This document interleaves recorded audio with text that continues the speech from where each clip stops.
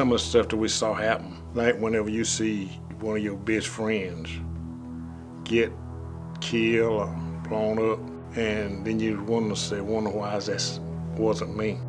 Most keep to myself, didn't want to talk to nobody, didn't want to deal with nobody. And you certain things to be said, you would just, I don't know, just withdraw from everything.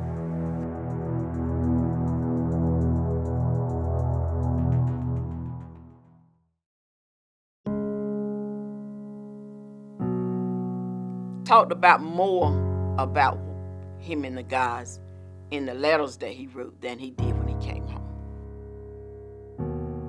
Once he got here, back with his family and me and friends, there was no talk of Vietnam.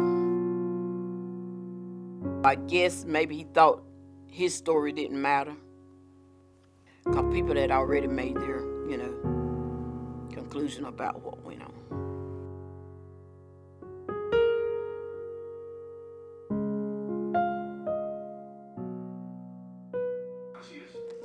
Of all the different houses and vehicles that they had. I had one with that blue car. So I tried to find the pictures of all the houses. Colt 45. I came along and I wanted to finish the story, I guess. And it was a year in his life that has lasted decades.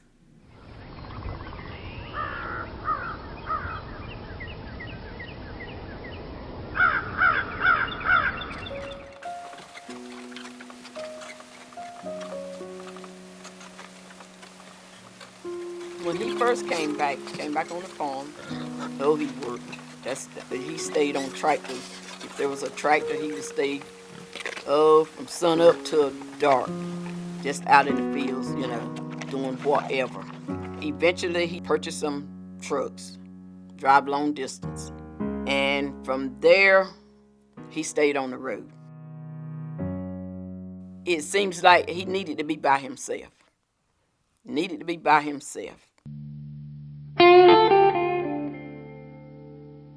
I vaguely remember that it had something to do with Vietnam. You would hear something, my mom say something about the war, Vietnam.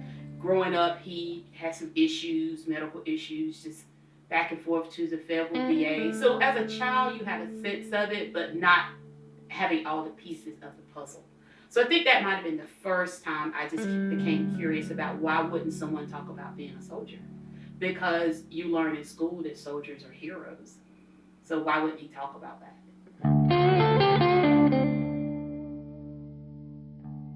I really didn't respond, because when she found the information I had it, I didn't really respond to it, because certain things I didn't want her to know about.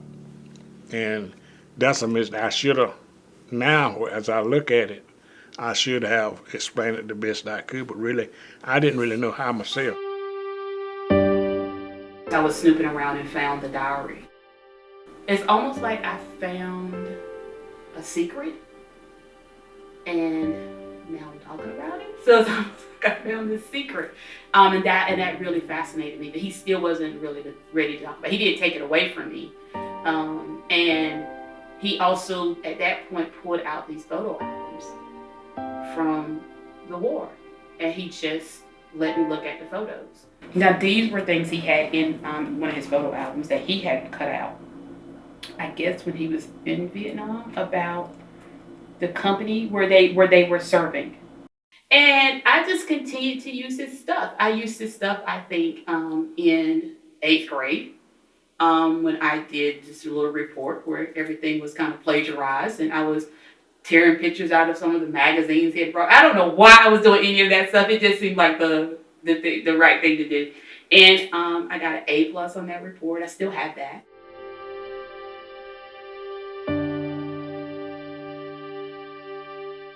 I will always go back to his very first entry, where he starts off, "It's the first saddest day of my life." It was so impressive that this is what he wanted to leave behind and wanted to be a part of, I think now, his legacy, that he recorded something every day and he still came home. So I'm very fascinated with this idea of stories, And how much did that contribute to his survival? You know, Sharon, she's real nosy. So she had got his diary and all this stuff, you know, he was telling me about that. And I just got kind of inquisitive. I want to know who in the world is this? That nosy, you know. She was being an average kid, being nosy what she was being, went through his letters, saw his letters, the pictures from Vietnam and the different stuff. They said I was nosy. Yeah, they told me that. So what do you think about that? Okay, I accept it. I mean, yeah, they would see me as nosy. I like the word curious.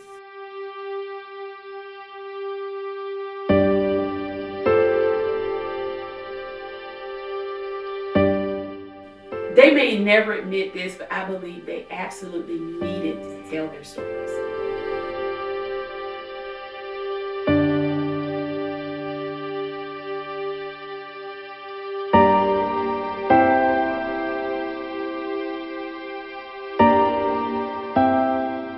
So I decided it would be best if I partnered with the Veterans Outreach Center in Greenville, North Carolina.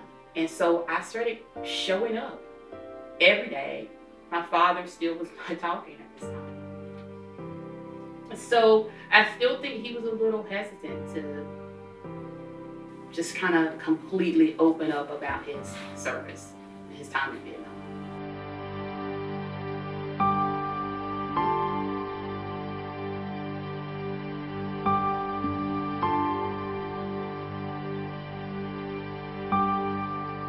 It took a kind of a group of men who my father realized had gone through what he was going through, and that they were coming to these programs that I was kind of putting on for the sake of really getting to my father's story. But in order to get his story, you had to go through all the other experience, all the other voices.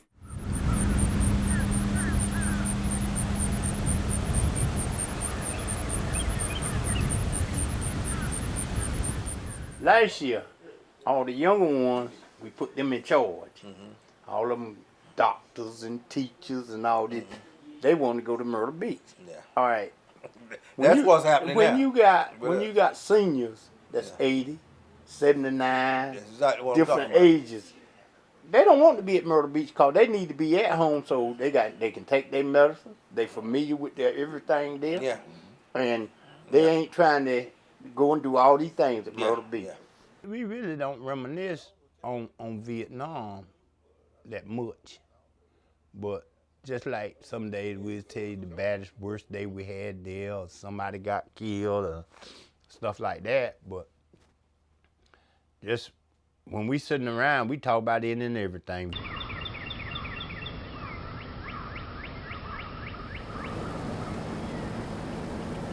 We's sort of branching out now, get more involved in the community. And because for a long time, this was something that most of them just didn't. But now they have, I think the programs and stuff is getting a more, accepting more things that we used to wouldn't accept. Put your foot on that little corner and pick straight up with it. Get a click again. You want one like that, ma'am? What is harvesting? Community involvement. We want to bring folks in the community out to our church so they can see things that we do and maybe become a part of us. Not necessarily the church, but a part of the body of people of Christ. And And because our parents told us we had to be here today. no, you have to edit that out.